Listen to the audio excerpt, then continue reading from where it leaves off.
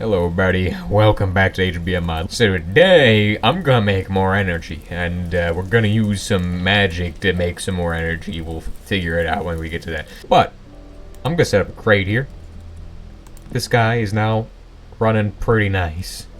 And another crate is gonna go down here for this guy, which is why I made so many crates, because I, of course, am going to need this many crates for whatever reason. Now, we'll see if this guy can keep his progress when he runs out of power. I do not think that is the case, so we may have to increase the energy. I know there's a guy about to attack me. I don't care. Now, he does keep his progress, so he will very slowly continue to do progress. So I think we're going to make a nuclear reactor today. That is the plan. Of course, we are struggling with setting this thing up. I want to get this thing up and running perfectly before we do anything else. So we'll get this done. Hopefully, we'll get multiple things done. I doubt it. We'll shove this into here. Just have this guy feed in niter so I don't have to do it by hand. Well, this guy is special to the 1.7 version. If you play 1.12, you're missing out on this guy. What is Zernox? Well, this guy is amazing, okay? Very expensive fuel rods, though. Not as expensive as RBMK. It's basically like a cheap RBMK. It's kind of nice. You have to make a lot more fuel for it because it burns through fuel. It will go through fuel. But what's really nice about it is that you don't need gas centrifuges at all for making fuel for this thing. It's getting us the turbines. But we will be fine with that as well because I think we'll just use gas engines, steam engines. No, I'm not sure why I said gas engines, but, or we could use Stirling engines. That is such a dumb idea, but I think I could do that. We do have Stirling engines just laying around, and we just would use... We actually could do that. That isn't a bad idea. Now there is another type of reactor called a pile. What the pile is good for is really... It really doesn't produce energy, but what the pile does is special. Is that it turns your uranium into fun plutonium. Basically, if you take a rod of uranium-238, you can transmute that into plutonium-239, which is wonderful stuff. But in this case, we'll just take raw uranium and we'll just shove it into this graphite block, and that's basically how that works. Well, I see a bunch of rare earths. I don't really want to mine them. Diamonds? I don't even care about diamonds. What are we looking for? We are looking for uranium, not diamonds. Get those garbage out of here. Now, a good way of measuring how useless something is comparing it to diamonds. What can you use diamonds? Absolutely nothing. They are useless. Diamonds have one purpose, and that's becoming infinite water barrels. Oh, look, more rare earths. I gotta watch back this video so I just find all these later. I will forget before I go to mine them. I will mine them later. I don't know. So yeah, basically, the way you would use thorium as a fuel is that you would have a neutron, or some source of neutrons that will allow it to become, to transmute into thorium-233, which then, you know, becomes eventually uranium-233, which is wonderful. So that's how you get uranium, that's how you get uranium-233, is you take thorium and put it in an RBMK. But these are things I'm not really interested in building right now because that would be a pain. Hey, we found a way out. Very nice. I was kind of lost in there for a little bit. Alright, so here's what we're going to do. We're going to centrifuge this. Not acidize. I don't feel like doing that. Now, we need to make a bunch of templates and things. So, what are we making? We are making the Zernox. This guy. Zernox is wonderful, and we will make one of him. And then we will get him set up and ready to go, and all that. So we need big steel shells, steel scaffolds, steel pipes, motors, a bunch of graphite.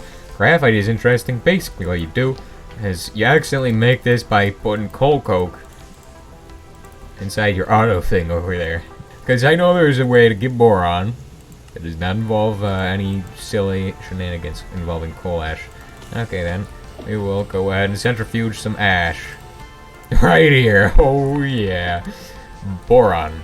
Our solution to this problem is here. We only were one dust short of having exactly enough. So we'll make 4 of those. We will make, I think, 1, 2 of these.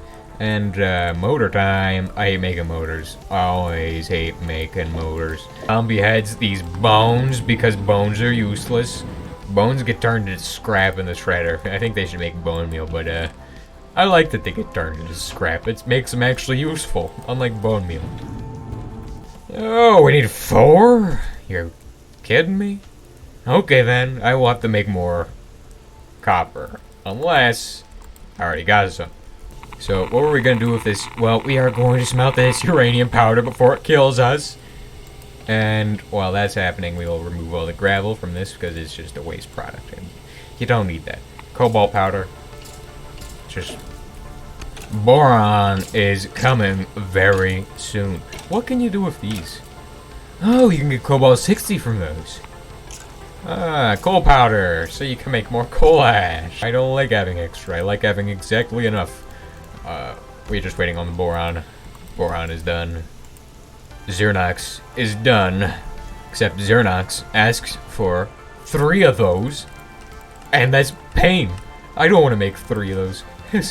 You know how bad it is making them? They are absolute annoying things to make. We will have to make more though, because that is how this is. This is annoying. Make these. Make this. Xernox is done. A nuclear reactor requires gas. This is why I don't like Xernox, because Xernox is expensive to run. Kind of annoying to set up. Once you got him set up, he'll do your job pretty well, and he'll also supply you with good energy. So what we need to do is set up a pipe for carbon dioxide from there to here.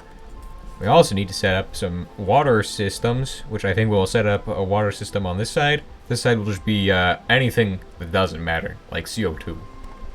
Are you kidding me? This guy just had to blow up right underneath all of our stuff. How did none of this stuff get blown up, though? This is what I am asking.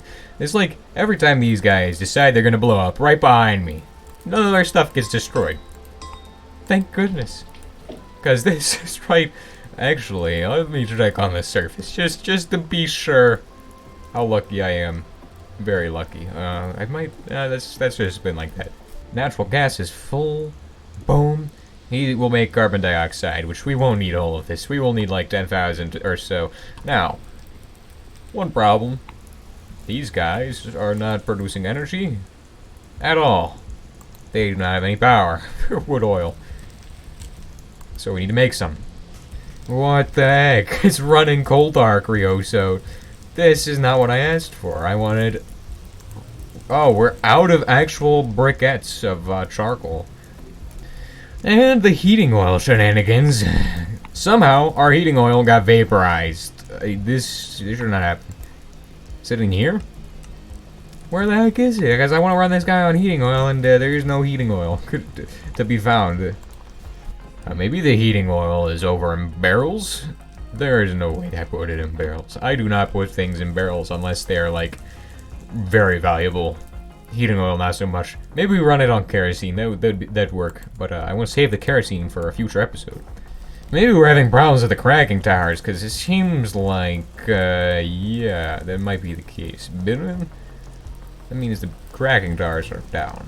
Is this guy running? This guy is got steam in him, so these should run. Aromatic crude oil, low pressure. Crude oil, this guy is backed up with crude oil. Yeah. Oh, that's the problem. We make too much crude oil. So what we have to do to solve this problem is cut off this and set up a barrel. This guy we will set to extract the crude oil from this, which is causing all of our problems.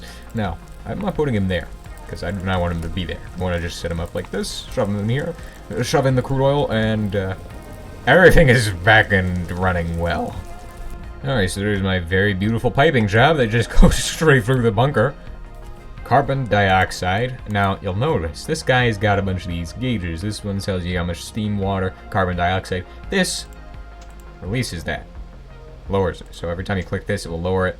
We will run this at 10,000.